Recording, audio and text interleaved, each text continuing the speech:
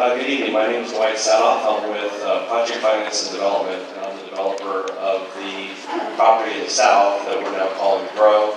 I apologize for many of you who've seen probably many parts of this presentation before, but we've been describing our plans for quite a while, including substantially at the last meeting, and but tonight's focus is on the policies and our interpretation of the policies into our plan for our south property. So with that, this is Central Florida's first agrihood.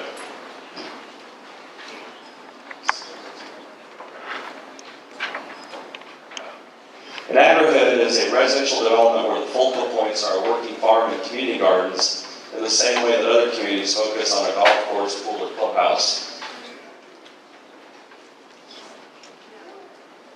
Okay, to grow a farm and garden community.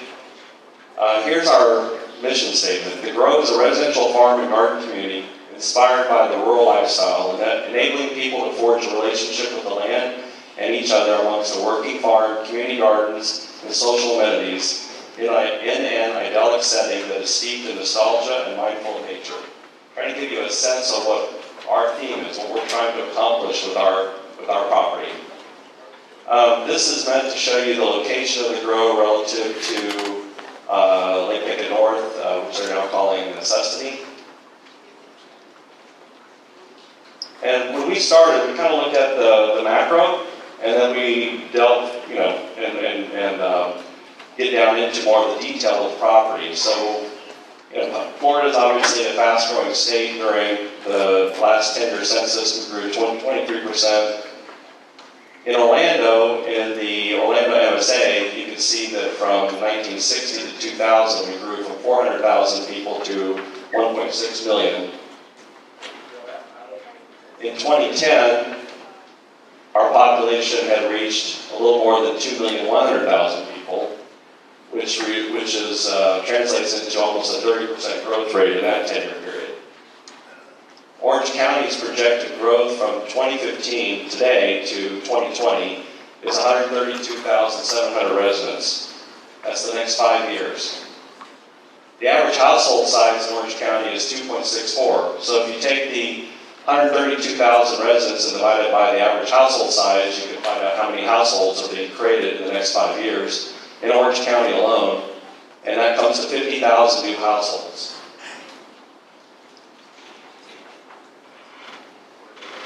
This is a chart that was prepared by Hank Fishkind. I mentioned last week. He's probably the most well-known economist in Central Florida.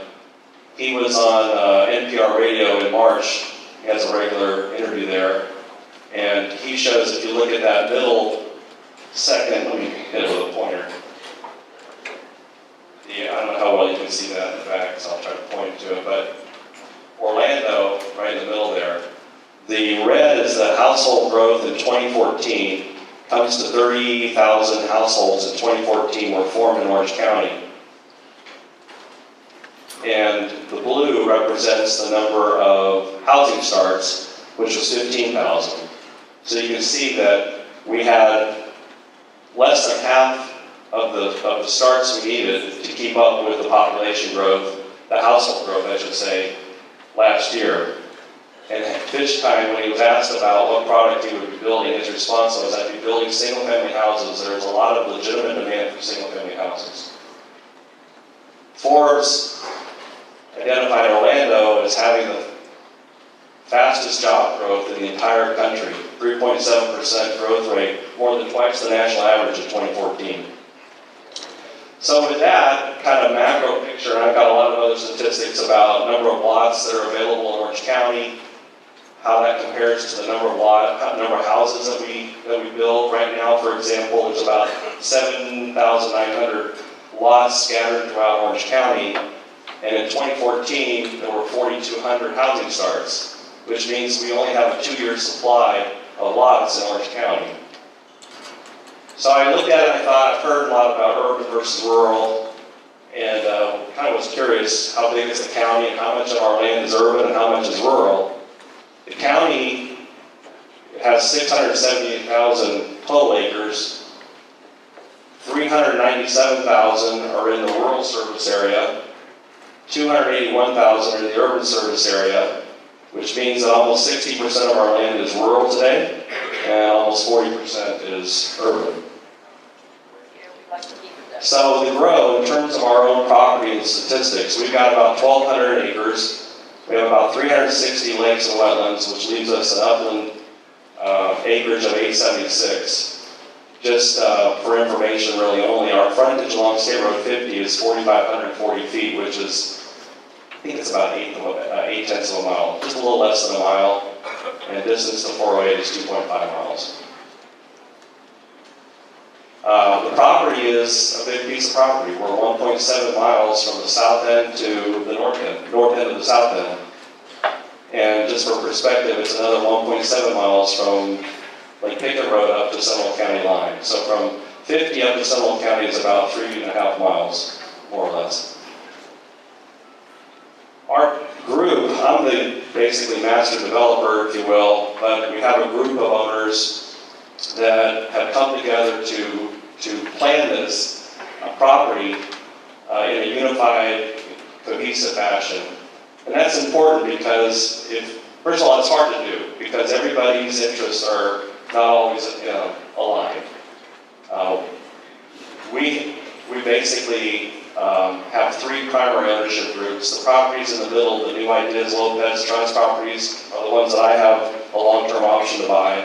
The Banksville, the Evasive properties up to the north, and there's a Banksville piece down to the south.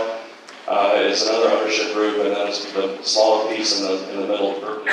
So we have three property owners that are working together, hiring all the consultants and doing all the master planning together.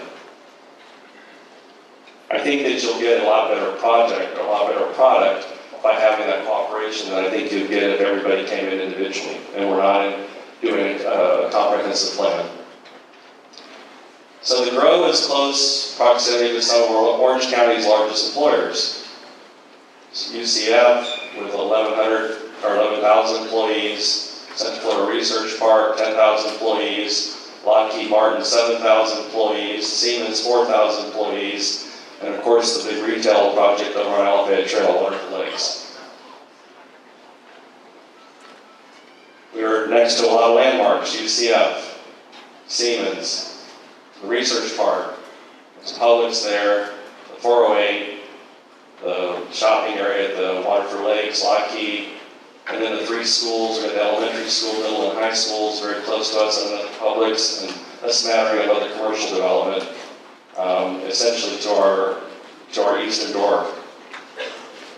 So the grow is sort of a hole in the donut, is the way we look at it. The Census Bureau indicates that there's 8,000 people living immediately to our east. There's another 8,700 people living immediately to our south. A lot of people have the misconception that no one lives east of the econ. As you guys all know, that's not true. And as your traffic problems attest to, that's simply not true. Here's some examples of development immediately on our eastern edge. There's 1,263 lots in Cypress Lakes. That's 4 units per net acre. You got Corner Lake Estates with 442 lots. That's also 4 units per acre. And then you have some smaller developments that are pretty much built out with a small number of lots. And then you got a couple of zone properties, we just call them approved lots, 52 lots there and 383 approved lots there. Now when you look around the county, you look at lots that are either existing or planned, you'll see that that total of future lots, the 383 to 52, is a little bit over 400. In most other portions of the county, there's a couple thousand. It's an indication. I've got a lot of other data that I can provide you. I'm trying not to be too boring with all this. But East Orange County really doesn't have any appreciable number of lots to accommodate the growth that's happening in Orange County in general. And also then looking at our surrounding area, again, we came up with a plan that tried to take into account and be compatible, as Olin indicated, is sort of the primary thread of the planning exercise. On Tanner Road, we do have a rural setting. There's, I don't know what the total is, about 20 lots or so, let's say, that front right on Tanner Road. And for the most part, those are 2 acres in size with a 160-foot foot of width. Just real quickly, 1 in 3 households are now growing food. It's the highest participation rate in a decade. More millennials are growing their own food. So when we had the idea of doing an agri-hood, we have local planners, VHB, which has done a lot of projects around Central Florida. We also though wanted to hire somebody who's had experience developing a community that was centered on agricultural uses. So we found a company out of Atlanta that's done one of the premier projects of this type in the country called Serenity. Our farm consultants are Farmer D Consulting. This is the D, Darren Jaffe, and Farmer D Consulting. He's harvesting chard in that photo. And then this is our site plan. And I've got it up here on an easel too, so if you want to come and look at it later. And we also have 400 copies that we brought tonight, so everybody should be able to take one home. But let me use the pointer here.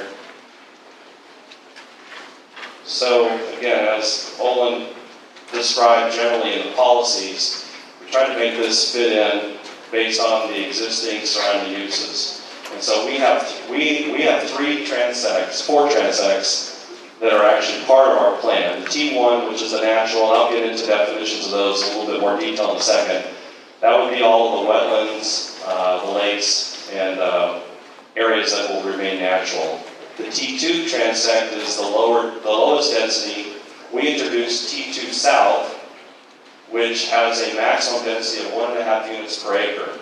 And that is the lighter bluish, greenish color up in here. And we have some slides later that show this in more detail, but we've also got 1 acre lots along the perimeter of the property and a 100-foot wide buffer that is going to remain natural, and where it's not thick with natural vegetation, we're going to plant natural vegetation. Our goal of this would be that if you're driving on Lake Picket Road or Tanner Road, that you can't look across the property and see a bunch of houses. That's what we will put in our standards, and will be part of our zoning, and that's what we're going to do. I mentioned to you earlier that the Tanner Road lots were 160 foot wide. We have matched that size across the street as far as being 1 acre, but they're 160 foot wide along all of Tanner, all of our Tanner frontage. And then along Lake Picket Road, the issue there wasn't so much how wide are the lots and they match lots across the street, because there aren't any lots across the street. The issue there was more, can you see past that first row of lots and into the community? And as I said, since our goal is to prevent that from happening, in addition to the 100-foot buffer of natural vegetation, thick natural vegetation, we're going to have 300-foot deep lots.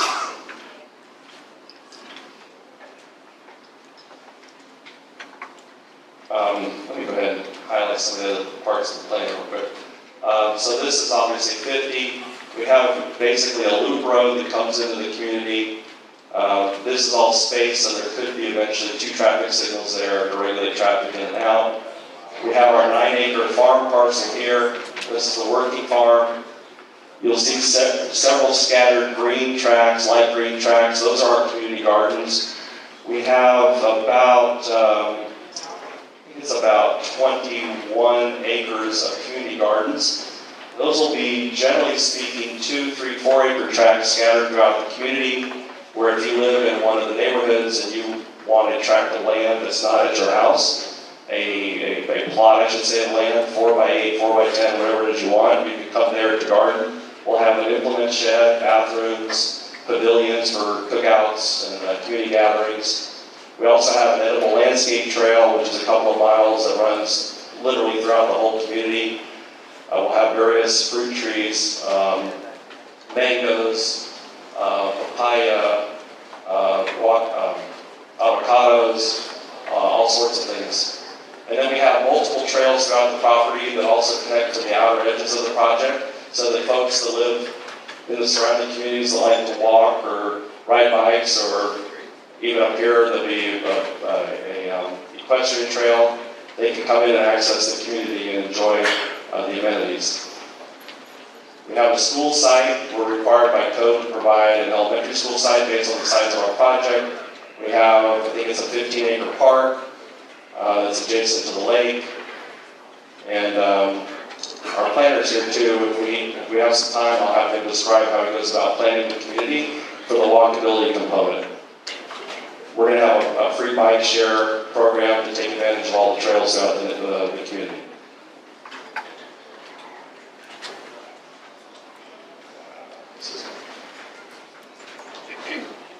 Okay, so when you come into the community at the easterlymost entrance, this is what's going to greet you. It's where our 9-acre farm is, and this is 50, so this is a low part of the property. We wanted this to be a lake so that from 50 you could see, immediately from 50 you could see into the farm area of the community. The idea is you come in here, there'd be housing along this street, housing over on this side. We have a parcel that's reserved for a farm-to-table restaurant next to a showcase garden, so you can sit on the patio, sit next to a nice garden. We'll have an event barn where we will do post-harvest production, but also use it as a community center for growth, something back there said growth, for the community to do community events, wedding receptions, other types of things. You got the hedgerows, you got the planted rows of vegetables, and then the edible landscape trail starts right in here and starts up into the community. We have the slightly larger than normal local road here, which will close weekly for weekly farmers markets.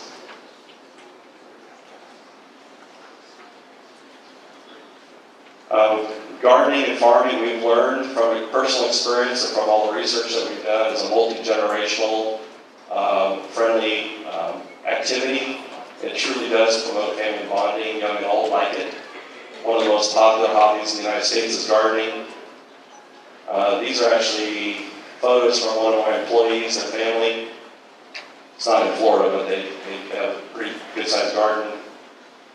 These are some photos from some projects that have successfully done agri-hoods. In fact, they're highly successful. The top left photo is from Cerebi up in Atlanta, and the other two photos are from Agritopia, which is out in Phoenix.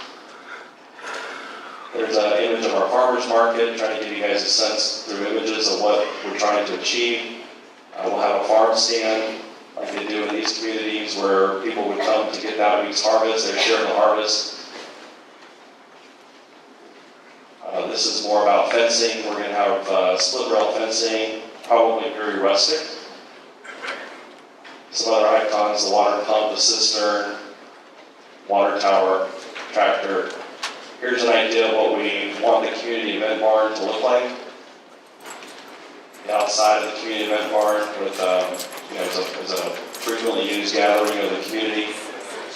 This is an idea of the farm-to-table restaurant. And then I mentioned to you the community gardens. I like this photo because it gives a really good view of how the gardens are related to the housing, how close they are, how they affect one another, how they relate to one another. We'll have, I mentioned, a very robust home gardening program. Our agriculturalists will essentially serve as an agricultural ambassador. So if you just want to have something at your home, that person can help you with all the different details of doing a small garden at your house. And then, as I mentioned last week, the educational component of our community is going to be very important. We're planning to do a charter school so that we can incorporate an ag-based curriculum into the learning environment. And some interesting things, the agricultural literacy. An agriculturally literate person is one who understands and can communicate the source and value of agriculture as it affects our quality of life. Agriculture provides the very sustenance of life, and without it, no society can survive. And there are approximately 54,000 annual jobs in agriculture, but only about 29,000 students are graduating in directly related degree programs. This is a 45% gap. These are some of the objectives and goals that we're going to have for our charter school. I think this is also going to provide internship opportunities for college kids that are studying agriculture. This is an image to give you an idea of our edible landscape trail. I mentioned last week again the job of the agriculturalist. He manages a community farm. The CSA that's mentioned there stands for Community Supported Agriculture. Essentially, it's a co-op. The co-op will be probably available to about 1,000 families. The size of agricultural lands we have should support about 1,000 families for their vegetables and fruit needs for a year. And until we reach that level, we're going to open that co-op up to members of the community that live out here. The agriculturalists will also manage the edible landscape trail, the community gardens, manage the sales and distribution of produce to the CSA members and local restaurant partners. Usually these projects have about 30 or 40 restaurant partners. A lot of chefs want organic, locally grown foods. They feature in the restaurants. There'll be coordination between the schools and the YMCA, educational programming with the community agricultural assets, a number of things. I'm not going to keep going through that list. Probably honeybees. I think we'll have enough community gardens that will probably have either an orchard or a grow of some sort. We just threw in a picture of oranges. We have about a 3.5 acre stable and paddock, equestrian facility. It's right across the street on Lake Picket Road, across from the Econo-Lakachi Sandhills Conservation Area. It's a trailhead. I'm sure many of you here have seen people trailing their horses there. This is just renderings that show the relative location of our equestrian center and the existing trailhead. These are some photos from out on the trail, and that's the river, the Econ River. So, as I mentioned, we had introduced last time transects that were not as dense as the transects in the original policies. We have the T1 natural, which is 0 dwelling units. We have the T2 south, which is 1.5 dwelling units. I failed to mention we have the plan up there, the T3 area, which I can go into in a second. That's 3 dwelling units per net acre.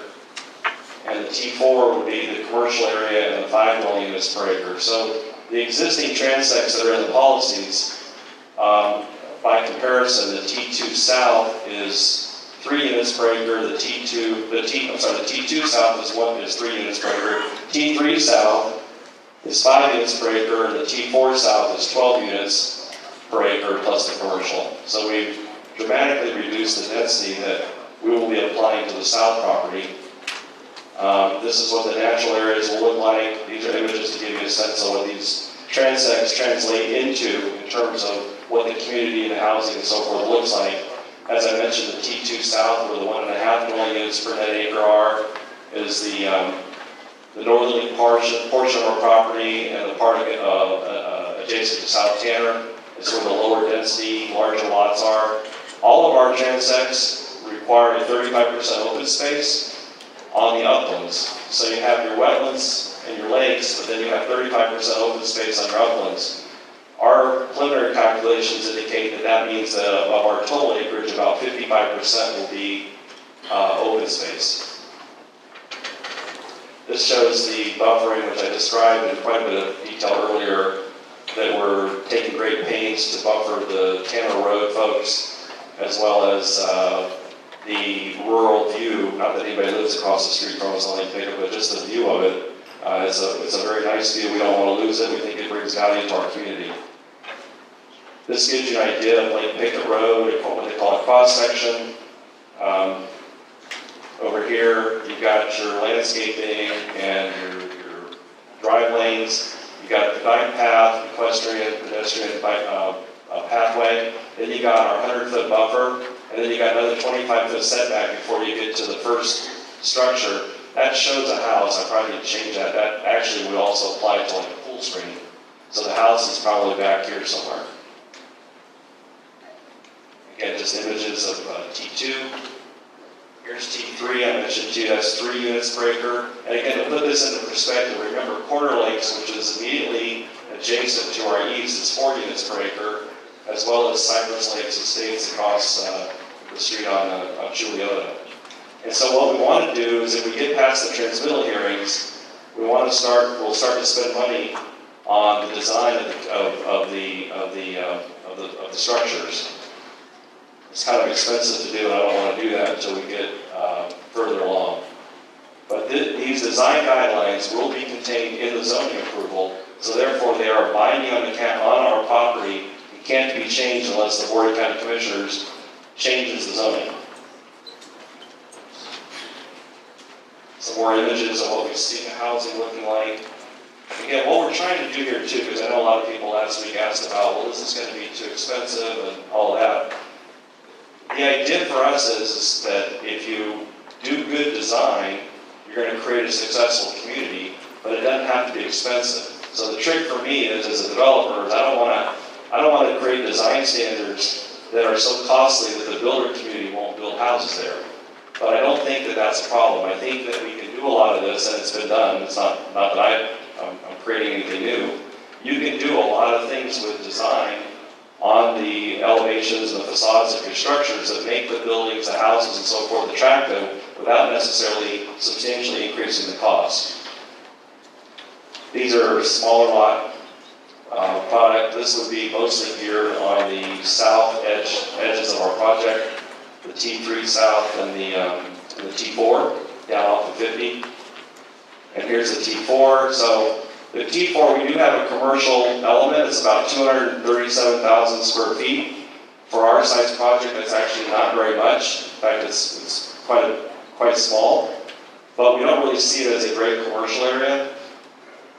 What we need to do is to create, and our goal is to create what's called destination commercial. So I define that to be where you're with your family and you say, hey, over the weekend, let's go spend the morning at the Grow in the retail area. That you walk around, there's coffee, there's all sorts of shops, and then you can get on a bike and you can ride around the neighborhood and visit the farm and the chickens and all the things that we're going to have on the farm.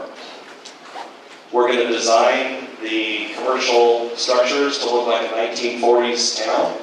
These are images that we've taken down at Winter Garden. This is what we're planning to do in our commercial corridor. The residential that is in the T4 will also be very integrated into this. We want it to be a very alive and active place. This is an image that shows you the type of signage that we want to put out on State Road 50. We don't want it to look like every other subdivision. It's going to have a low-key, rural, rustic look. This is actually a project that's out in Texas. And then this just shows the initial plan that you guys may have heard about, and I know it was on the meeting notice because the meeting notice was sent out 2 weeks ago, called for 2,961 units. We started thinking about it, and I knew that intuitively I never intended to develop a project that dense. So we really studied what we think we can really do with the kind of densities we want to do, and we ended up with a lower density. Our original density was 2.4 houses per gross acre and 3.4 per net. We then reduced the density from 2,900 to 2,200, and you're getting a pretty low dense project, 1.8 homes per gross acre and 2.6 homes per net acre. And with that, if you'd like to ask me some questions, if you come up to the microphones, maybe state your name and where you're from, and I'd be happy to answer questions.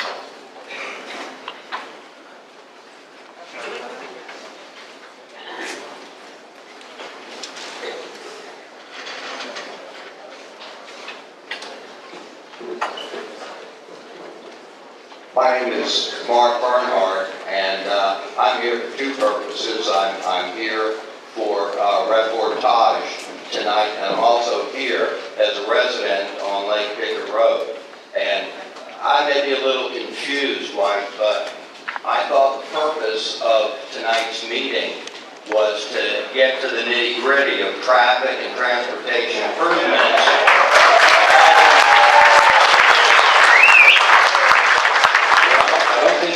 I'm not done. Just hold it, okay? You mentioned, I'm going to quote you here, that you want to create a successful community. My impression from your presentation is that all you're talking about is the success of Grow, your farm and garden community, but it exists within the larger community of East Orange County, and I want to know how we are going to survive, all of us together, including you, once you put these 15 or 20,000 more cars on our roads. Where's the money going to come from for the improvements? What improvements are going to be made? What's the cost? What's the deal? That's what we want to know. Okay, well, I'm sorry that you thought transportation was the primary topic. We all I didn't put out the meeting notices. The county county's agenda for the 3 community meetings, which I know has been out for 6 weeks, always called for the second meeting to focus on the land use policies. This is old information. We got this already. Then talk to the county.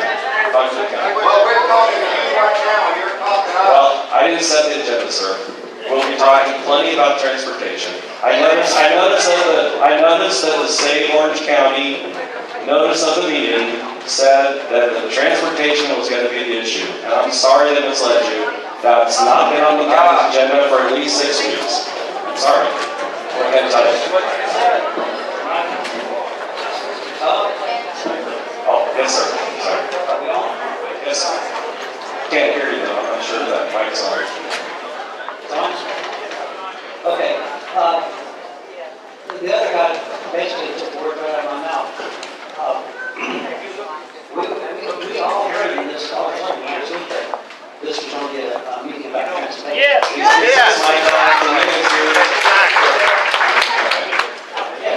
somebody said that today's meeting would be about transportation. And I don't think it's a clue of why we're here. And it's about transportation. These roads are just absolutely crowded beyond belief. And if I just would say one thing, Commissioner Ted Edwards, who's over by the door, and I hope he doesn't come and leave him. You guys come here, and they refer to you as applicants, and we refer to you as a developer. You know, we know the difference. You're here to develop and take the money and run, basically. That's all you're doing. Use the land. Do you have a question? Yes. Are you so besides me being a greedy developer, what is the question? You had months and months and months and months to give a presentation to the county commission. Your lawyers, your developers, your contractors. You throw all this up to us in a matter of a couple of weeks, and it's information overload. You show your cross section of Lake Picket Road with just 2 lanes. Well, there already is 2 lanes. I don't see any improvement there. I'm showing the cross section to show you the adjacent plans that we have adjacent to the road for dealing with the buffering and off of that road. That's the purpose of that. Okay. Well, you just got to be fooling yourself, and you're not fooling us. This is all about development and transportation and overcrowding, and we don't want. Okay. And I can only just ask.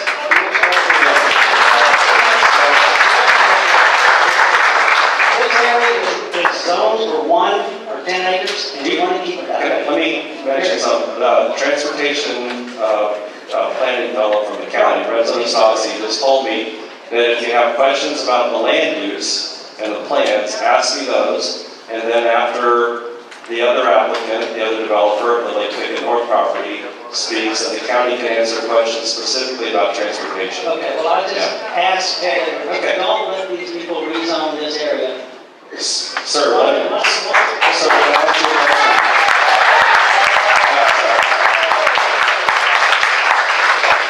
Yes, ma'am.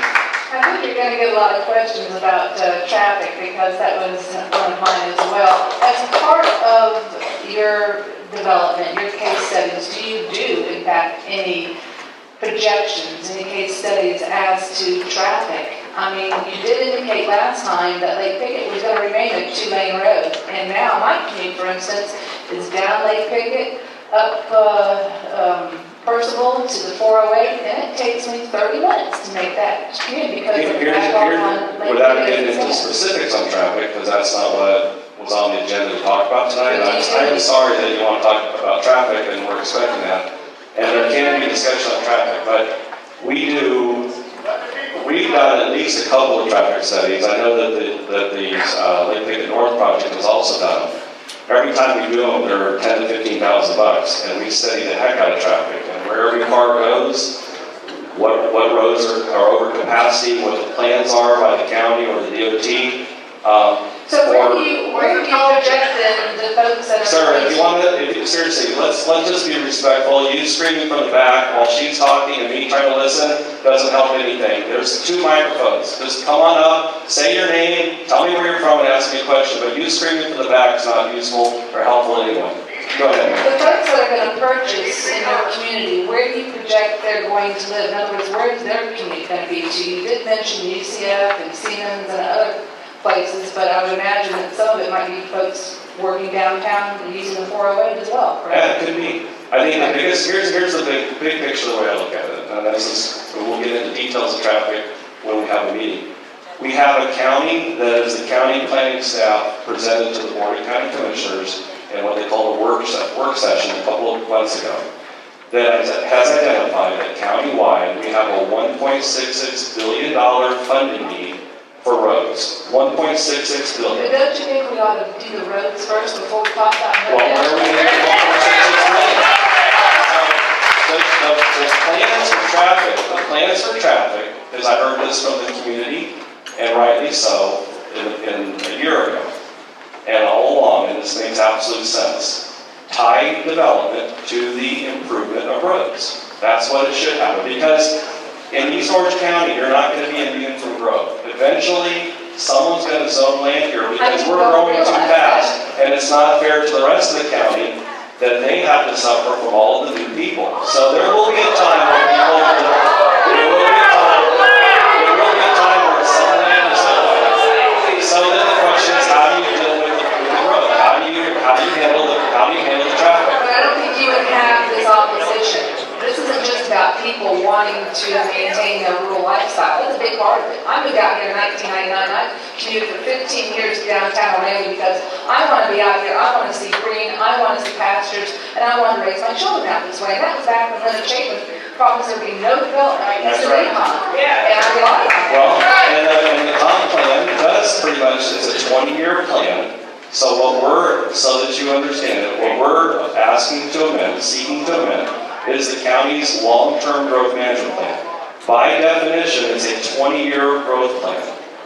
So when you see 5 years growth of 137,000 people equating to 50,000 households, our 2,200 units really doesn't hardly put a drop in the bucket towards providing the rain shelter and housing that's needed by those people. So what we're trying to do is to create a plan that is compatible with the area.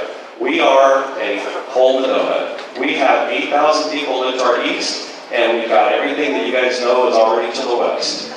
And there's really no reason to skip over a piece of property like that because everybody has to drive on it.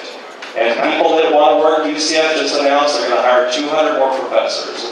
There's not any new housing here. So they'll have to live in Horizon West, or Lake Nona, because that's where the housing is. Or they're going to go to Kissimmee. What will that do to roads when someone's driving 30 miles? What will that do to your roads when someone's driving 20, 30 miles to get to work at UCF? That's not good planning. So ultimately, the county commission will have to decide if this is smart planning or not. Okay, yes, sir. My name is Randy Sweat. I've been out here since '94. When I first moved out here, my well was good. I had real good water. I didn't have to worry about it. I just had to put a little bit of chlorine in.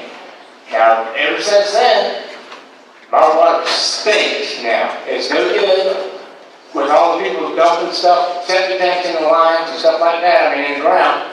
It's coming up in my well. I don't have a saltwater intrusion tank doing this yet, but still, my water's bad. With all these retention ponds you got all over the place, you're going to put something on the bottom to keep all that crap from going in the ground? Well, retention pond water is the least of your concerns. No, it's not either. Yes, it is. We're not going to have septic tanks, and that is what pollutes your groundwater. I know you're not going to have septic tanks. Our stormwater is collected on the surface and stays on the surface. What does percolate gets cleaned very fast, and just talk to engineers who really know what they're talking about. So. Right now, Iron Bridge is dumping all kinds of stuff into St. John's River right now. Coming out of your sewer line. I don't know anything about that. All right, so you ought to go out there and look. St. John's River, so. You ought to go out there and look. Okay. Next question, sir. Okay, I'd like to ask you why you make your main decision point for the grow all about garden communities. When I look on the map, you have these huge areas for houses. There's only these tiny little sections that indicate community gardens. So how many acres do you think that should be? What would be the options? All of it! How many acres of farm and community gardens do you think is optimal? Because my planners who are professionals at On the guidance, I'm just asking, you tell me, you said I don't have enough farm and garden in my plan. Well, just what is the proper amount then? I just want to know. My professional planners that did one of the most successful communities in the entire country, Sarah would tell me this is the optimal amount. So you just tell me what is the optimal amount if they're wrong. He shouldn't have to answer that Well, question. he told me I don't have enough. How much is optimal? May I say something? Yeah. Okay, this community came here to listen to developer. Asking questions to the developer that should be directed to your county representatives. You elected them, you pay them, they respond to you. Don't ask him questions. Don't ask him questions about traffic and so on. He's got his business. He's your representative of the county. He's got his business. Okay.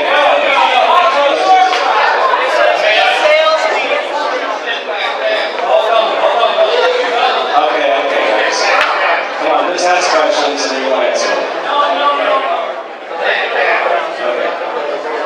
I'm sorry, go ahead, sir. Colonel John Davis. I am trained in soil knowledge. You what? I'm sorry? I am trained at the University of Texas in soil ecology and understanding of soil conditions and what takes place within the soil. This swaying out here is sand. Sand will transmit oil and several of the other items that are used right down through the soil because there is no actual bedrock in Florida in this area. We have only a steady shale down there. In the area you're looking at, I can point 5 places I have looked from an aerial map where there's nothing but sand and no bedrock. There's areas in this area just northeast of here that are going to sink within the next 10 years because the water is going out of these areas, the damage, the tree roots are being taken out, but it's holding this stuff in place right now. I know because I have studied this. I know youngsters, I'm 71 years old. I have studied this since I'm 18. I think I would have more knowledge than somebody saying out of a book who's not been out actually working soil. Yes, I live in Christmas. I understand the road stations here, but I also look at the amount of people we got moving into this area. How many are you going to think about when their houses collapse and they die in those houses? I don't know, I'm not sure. Yours, well, yours should be considered criminally elected about what needs to happen. This area is not safe for houses out here. Okay, thank you. Thanks for all the time. Yes, sir. My name is Joe Collegian. I live on Tanner Road South. The last meeting we had here, the person that was doing your job that you're doing today said that he was going to beautify Tanner Road. Well, they went along there and cut trees and everything and threw the brush and everything right over the fence line. Do you call that beautifying? I have no idea what you're talking about. You don't have no idea. You haven't been out and looked at the property. I've been all over that property, sir. I've been out on the property with a bunch of residents. When was the last time you was down South Tanner Road? I was here Friday morning for 2 hours. This Friday? This Last Friday, 2 hours from 9 o'clock to 11:15 Friday morning. Well, last Friday, So somebody all turned this the stuff trees. was there. Now, another question for you. Yeah. Who gives the people that were cutting trees on the county line, on county property, and on some other people's property, to cut the trees this week? This happened this week. I don't know. You don't know nothing about it either, huh? I don't, somebody trimmed trees on Tanner Road. I don't know who did it or why they did it. Well, they're gonna cut the trees, trimming and everything. Okay. A lot of people like those trees hanging over the road, and I'm one of them. Okay. Very good. You'll like our buffer then. Yes, sir. Thank you for your questions. My name is Norman Drinkwater. I've been here all my life, and I'd just like to ask you a few questions about your development. Yes, sir. The first question is, the growth is as presented, will produce 2,256 new homes. Certainly, these homes won't be built in the first year. How long do you expect this project to be under construction? The typical builder that we sell to projects that they'll sell about 4 houses a month, maybe 5. So that's roughly 50 houses in a year. In a project of this size, you could expect to have 3 builders in there at any given time. So if each one is selling 50 houses a year, that's 150 every year total. So in a 10-year period, you would see 1,500 homes in a 10-year period. Next question. Thank you. How do you expect this project to be under construction? I mean, how long do you expect it to be under construction? Well, if I understand the question correctly, if we get zoned, and after that happens in November, and then after that, you have to do all your design and engineering and so forth, and that takes about a year. So I would say September 16 would be when we would break ground. And you will be built out what year? Well, I would say 1,500 houses were in 10 years, somewhere between 10 and 15 years. Thank you, sir, for your presentation. Thank you. Yes, sir. Hi, I'm Al Ashlock. My family's had property out here in North Lake since about '67. I just had a couple of questions. One, did I see where you planted out the apartments? There are no apartments? There are no apartments, yes. On Highway 50, I know you don't know much about the transportation, but maybe you can answer this one.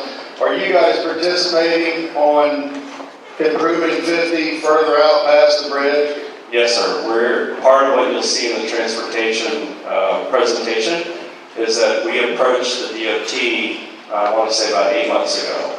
We saw that they had money to design the improvements from Old Cheney Highway out to 520, but they had no money for 10 years to construct those improvements. And so what we proposed to them was to make the improvements, it's about 2.2 miles from Old Cheney Highway to Chuliota. So we will 6-lane those improvements, and those will be essentially day one improvements. Oh, so that will start when the development starts, or right along with it, or something like that? Yes. Not years after it's built, type thing? No, and that's the thing. I know traffic is bad out here, obviously. What I heard people say in the past, which doesn't surprise me, is that whatever fees were paid in by developers of some of the other communities, evidently, this is what people in the room said a while back, that weren't used to construct or improve the roads in this area. So that isn't going to happen in this plan. When you see our plan, the extra money we're paying, which by the way is many, many millions of dollars, it will be directed to the roads that are here. The county won't commit necessarily the impact fees to this location, but our so-called prop share fees, which is our extraordinary fees, will be committed right here. And also, as I mentioned before, a key component or element of the transportation plan will be development will be tied to making road improvements, so that you're not buying a thing and vote. Hey, let me develop, and we'll get to the roads later. I think that's how you've gotten in so much trouble. That, in addition to the fact, which a lot of you heard me say last week, you are rural, and the county policies don't allow them to invest money in rural areas. Well, you're not that rural. You got rural elements, you got some large lots, but you got a ton of people living out here, and that's why you got this paradox. You're rural, but your roads are as crowded as any road anywhere around the county. And the reason that the county doesn't spend money is because it's not wise to invest their money in rural areas. All of the roads on their 10-year plan, there's not a dollar budgeted, not $1 budgeted for road improvements east of Alafaya Trail in the next 10 years. The roads east of Alafaya Trail in the budget are identified as partnership roads. Again, I apologize for you that were here last week and heard me say this, but I do see quite a few new faces. Partners in a partnership road are developers. So if you don't have development, you don't have partners, which means the county's 10-year plan is essentially saying, we're not spending money on these roads. We don't have the money to spend. And again, I mentioned this earlier, I had one of the guys that I've seen in the audience today ask me about 2 months ago, 3 months ago, why does Horizon West have all these new roads? Horizon West and Lake Nona, they have new roads because there's development. And they don't have major road overcrowding. There's crowded roads everywhere. And you certainly get that at any rush hour, which you have in any big city. But you guys aren't getting any money dedicated to your roads. That isn't going to change if you scare off every development. It just isn't. How about, if you're feeling generous, how about 419 up to Seminole County? Well, it's a matter of how much money do we have and what is the priority of the county and where do you get your most bang for your buck. Right, What okay. moves the most people and alleviates the most problems. All right, thank you. You're welcome. Yes, sir. My name is Wyatt. I've been here since '70 when my parents moved here from the military. I had a question on the, did I hear right, there's a possibility of a charter school based with an agricultural curriculum? Yes, sir. Is that going to this property? Yes, sir. Okay. When would that be implemented during this construction phase? Is it something that would be built right from the get-go? Is it something that's going to happen after there's a certain number of homes? You know, it'll probably, if we do a charter school, so the way the rules work is we have to provide a public school site. A charter school is a public school. Charter schools, just my experience, I have a fair amount of experience building charter schools and knowing how they get built and why and how they get financed. They generally get built sooner than a traditional public school, than an OCPS school.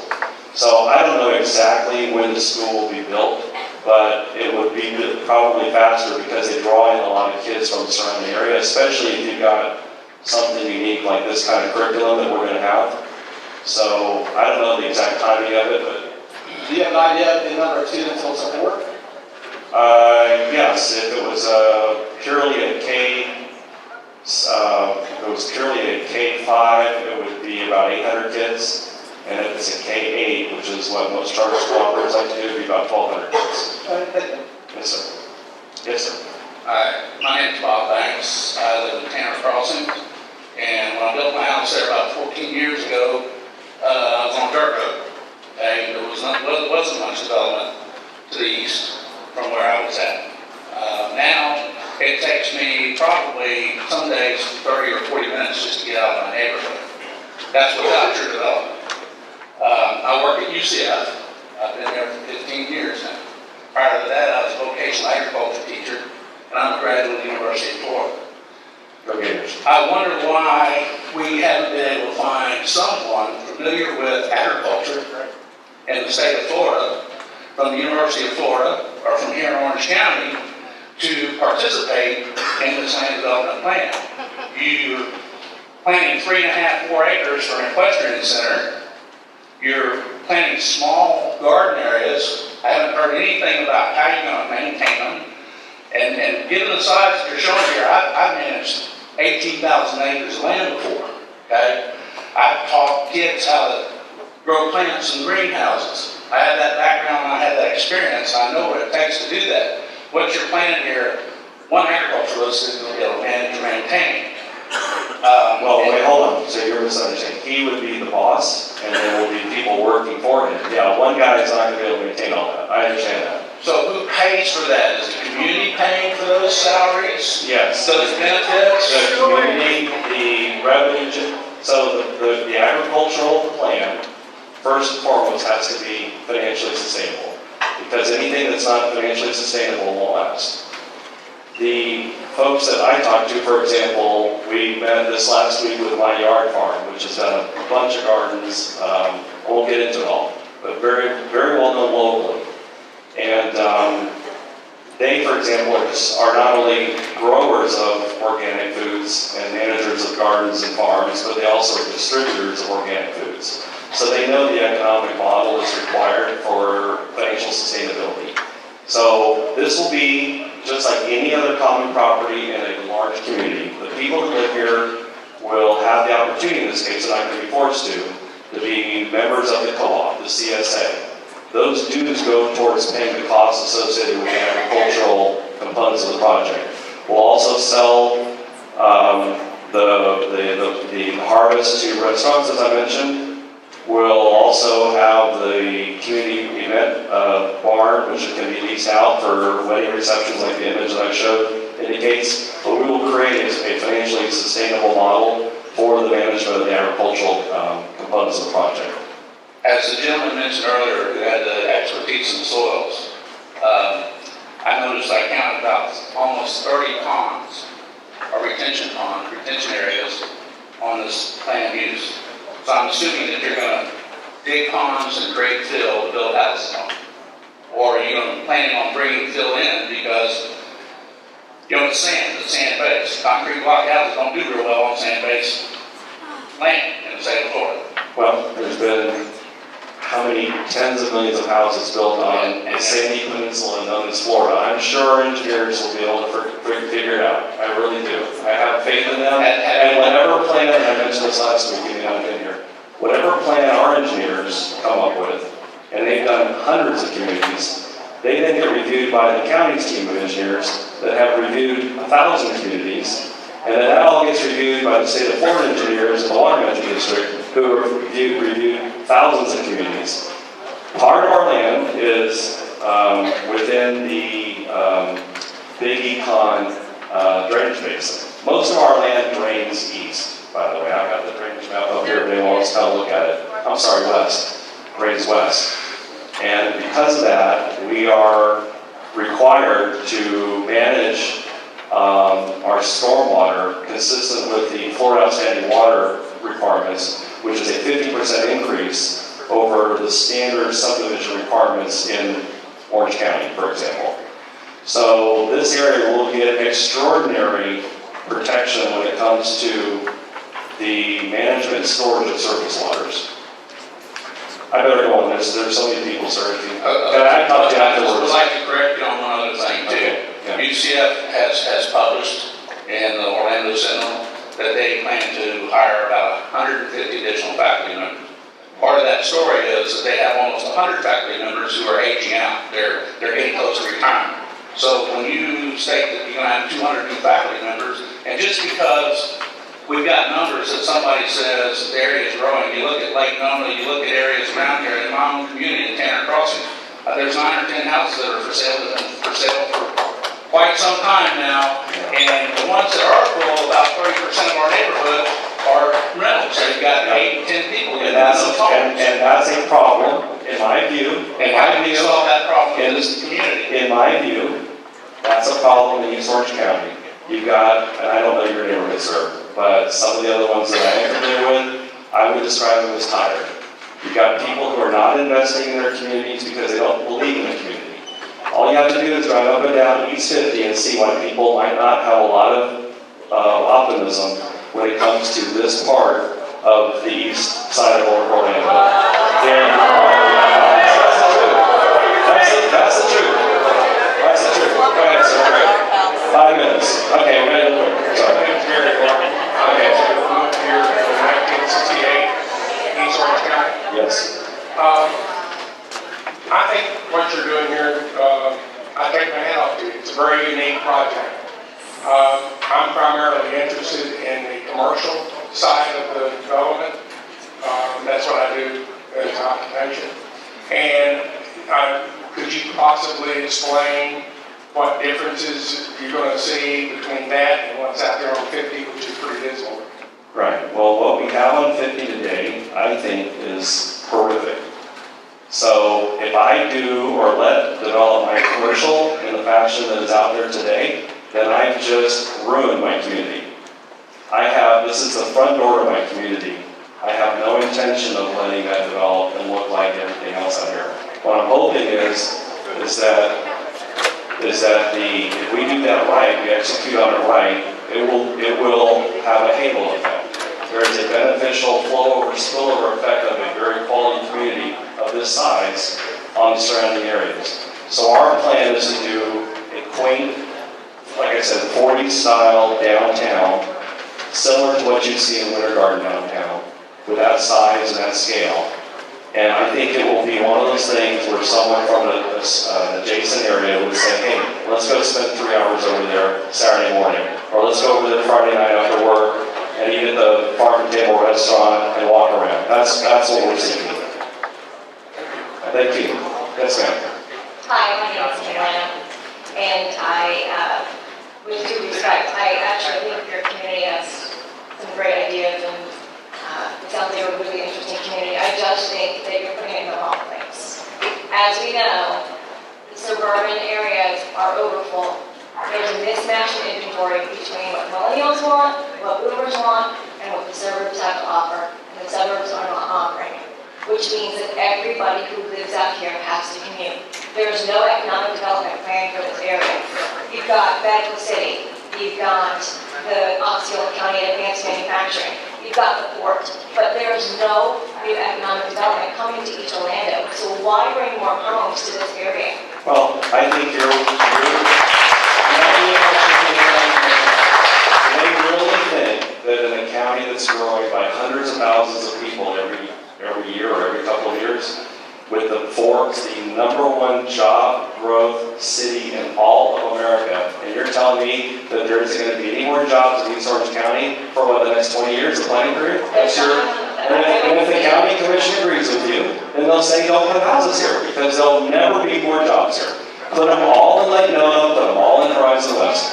So I appreciate your point. Yes, ma'am. Hi, I'm Penny Fuller.